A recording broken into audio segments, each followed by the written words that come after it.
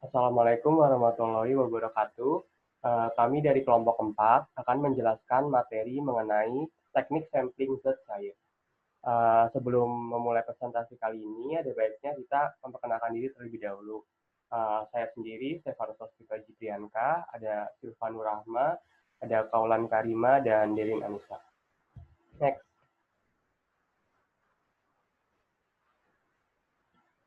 Oke, kita ke yang pertama ke definition. Apa sih itu teknik sampling?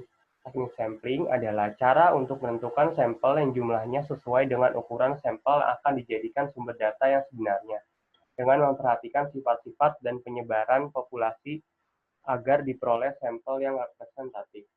Di sini pengertian sampel sendiri yaitu bagian dari populasi yang menjadi objek penelitian. Eh, Perbedaan antara populasi dan sampel adalah jika populasi adalah wilayah generalisasi berupa subjek atau objek yang diteliti untuk dipelajari dan diambil kesimpulan keseluruhan subjek penelitian. Sedangkan sampel adalah bagian dari populasi yang akan diteliti. Di sini manfaat sampling yaitu yang pertama menghemat biaya penelitian, menghemat waktu penelitian, dapat menghasilkan data yang lebih akurat, dan memperluas ruang lingkup penelitian. Next. Tujuan dari teknik mengambil sampel ini yang pertama itu untuk mendapatkan data yang lebih akurat, namun masih ada kaitannya dengan populasi yang menjadi sasaran suatu penelitian, untuk memberikan informasi yang berhubungan dengan populasi yang ingin diteliti, dan dapat dijadikan sebagai pedoman atau acuan di dalam mengambil suatu keputusan. Next. Di sini syarat-syarat dalam pengambilan teknik sampling itu ada 4. Yang pertama itu sampel air yang harus representatif. Maksudnya apa? Yaitu sampel yang karakteristiknya hampir sama dengan yang dimiliki populasi, yang berarti item-item yang dijadikan sampel populasi serupa dengan item-item yang dijadikan sampel. Jika tidak ada atau tidak ditemukan item-item yang hilang, sampel tersebut dianggap non-representatif.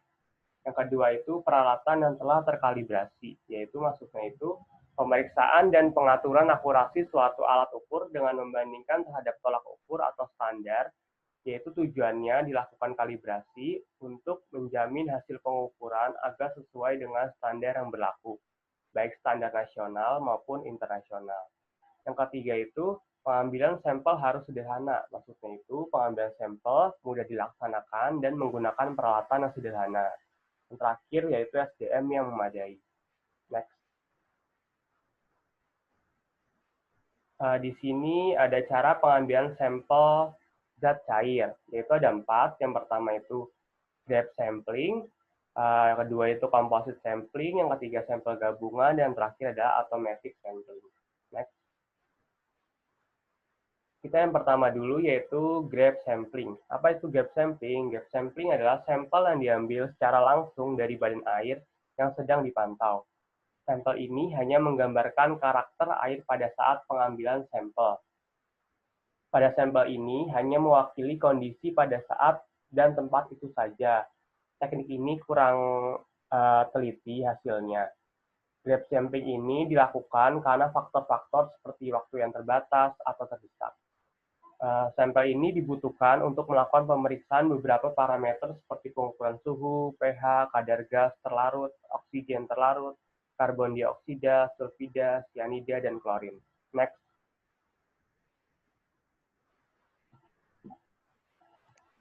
Selanjutnya ada sampel komposit atau biasa disebut sampel gabungan waktu. Apa sih sampel gabungan waktu itu? Yaitu pengambilan sampel campuran dari beberapa waktu pengamatan. Nah, pengambilan sampel komposit ini dapat dilakukan secara manual maupun otomatis dengan menggunakan peralatan yang dapat mengambil air pada waktu-waktu tertentu dan sekaligus dapat mengukur debit air. Nah, pengambilan sampel ini hanya dilakukan jika ingin mengetahui gambaran tentang karakteristik kualitas air secara terus-menerus. Nah, di gambarnya ini ada penjelasannya ya. Jadi, sampel komposit ini dia mengambil sampel air dari satu titik, tapi dengan beberapa waktu yang berbeda. Next. Selanjutnya ada sampel gabungan yang dibagi jadi 2. Yang pertama ada gabungan tempat yang diambil dari titik atau tempat yang berbeda pada waktu yang sama dan dengan volume yang sama. Yang kedua, gabungan waktu dan tempat yang diambil dari beberapa titik dalam lokasi dan waktu yang berbeda dengan volume yang sama. Next. Selanjutnya ada automatic sampling. Automatic sampling ini adalah teknik pengambilan sampel cair menggunakan suatu alat bernama automatic sampler. Nah, automatic sampler ini biasanya digunakan untuk mengekstrak sampel dari suatu aliran atau suatu perpipaan. Automatic sampling ini biasanya dilakukan di industri karena yang pertama dia bisa berjalan selama 24 jam, lalu yang kedua dia tidak memerlukan banyak sumber daya manusia, dan yang ketiga dia bisa melakukan sampling secara lebih menyeluruh. Nah, alat automatic sampler ini sebenarnya banyak bentuk dan juga ukurannya, tetapi rata-rata mereka memiliki bagian-bagian yang sama di setiap alatnya, yaitu ada probe. Probe itu seperti bagian pipa yang nantinya akan mengalirkan sampel secara langsung ke dalam sampel ekstraktor. Nah, sampel ekstraktor sendiri adalah alat yang nantinya akan memindahkan contoh atau grab dari suatu perpipaan atau tangki.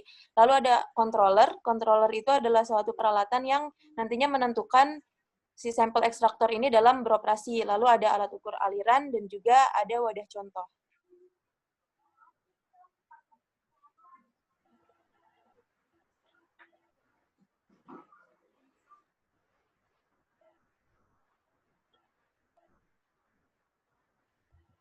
Nah, selanjutnya sebelum kita masuk ke jenis-jenis peralatan sampling, kita ini harus mengetahui dulu nih persyaratan alat pengambilan sampel cair.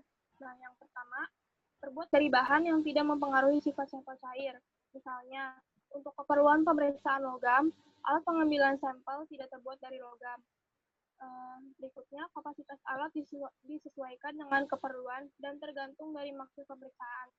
Lalu, sampel mudah dipindahkan ke botol penampung tanpa ada sisa bahan tersuspensi di dalamnya. Selanjutnya, mudah dicuci dari bekas sampel sebelumnya, dan mudah dan aman dibawa. Next. Nah, berikutnya ada jenis-jenis alat pengambilan sampel.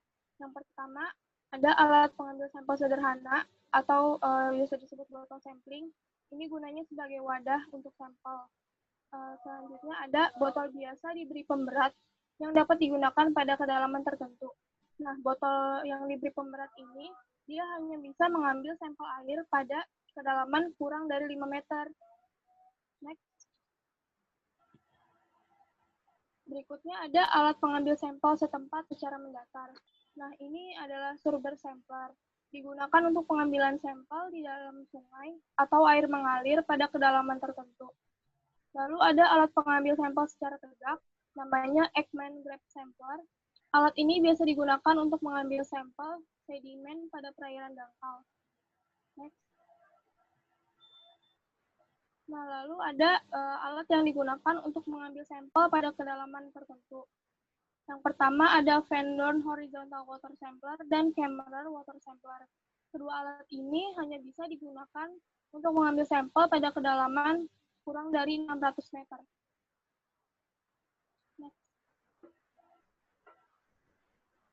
Selanjutnya ada lokasi pengambilan sampel. Lokasi pengambilan sampel ini ditentukan berdasarkan tujuan dan keperluan pengambilan sampel tersebut. Next. Nah, ini adalah contoh-contoh lokasi pengambilan sampel dan tujuannya. Yang pertama ada di daerah hulu sungai, yang bertujuan untuk mengetahui kualitas air secara alamiah sebagai baseline station atau kondisi asal air. Yang kedua ada daerah pemanfaatan air sungai, yang bertujuan untuk mengetahui kualitas air sebelum dipengaruhi oleh suatu aktivitas. Dan yang terakhir ada daerah potensial terkontaminasi, yang bertujuan untuk mengetahui sumber penyebaran bahan-bahan yang berbahaya. Next.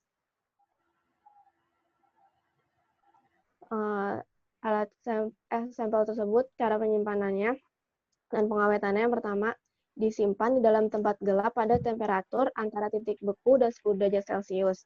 Yang kedua, mendinginkan sampel dalam lemari es dalam waktu tidak melebihi 6 jam dari saat pengambilan sampel. Yang ketiga, pelabelan dan dokumentasi sampel. Lalu ada pengasaman dengan penambahan asam nitrat pekat atau asam klorida pekat atau sulfat sampai pH kurang dari 2. Lalu ada penambahan larutan basa dengan menggunakan larutan Na, hidroksida, atau NaOH sampai pH 10 sampai 11.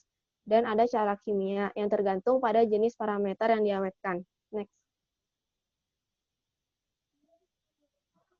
Ini adalah cuplikan panduan cara penyimpanan dan pengawetan beberapa jenis parameter. Yang pertama ada parameter uji COD dengan menggunakan wadah PET atau gelas, bahan pengawet H2SO4 hingga pH 1,5 sampai 2. Lama penyimpanan jika tanpa pengawet hanya 7 hari dan dengan pengawet 30 hari.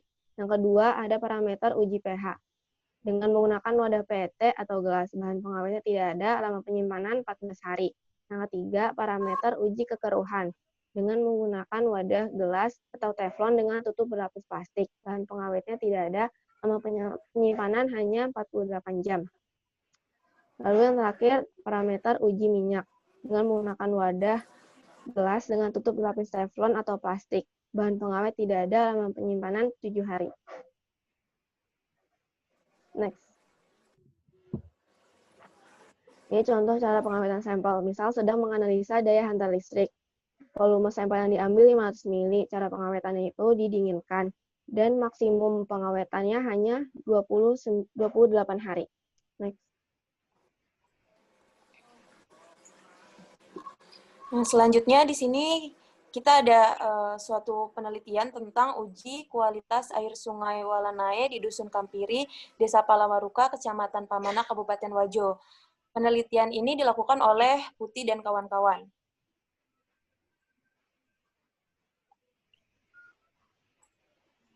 Dari penelitian ini kita mendapatkan beberapa informasi seperti yang pertama, populasi pada penelitian ini adalah air sungai Walanae. Lalu yang kedua, sampel yang diambil merupakan sampel cair, yaitu air sungai Walanae. Nah, karena ini adalah sampel, dia lebih kecil dari populasi ya, jadi yang diambil hanya di sepanjang Dusun Kampiri. Lalu yang ketiga, prosedur pengambilan sampel ini dilakukan secara purposive sampling, atau para peneliti itu mengambil sampel dari daerah yang dianggap paling tercemar di sana. Lalu yang keempat ada pengambilan sampel ini diambil di 3 titik yang berbeda, agar nantinya hasil penelitiannya lebih akurat dan juga mengetahui perbedaan kualitas air di tiap-tiap titiknya. Lalu yang keempat, teknik pengambilan sampel ini menggunakan teknik composite sampling atau pengambilan sampel di waktu-waktu yang berbeda. Baik, sekian presentasi dari kelompok 4 mengenai teknik sampling zat cair. Kurang lebihnya mohon maaf. Assalamualaikum warahmatullahi wabarakatuh.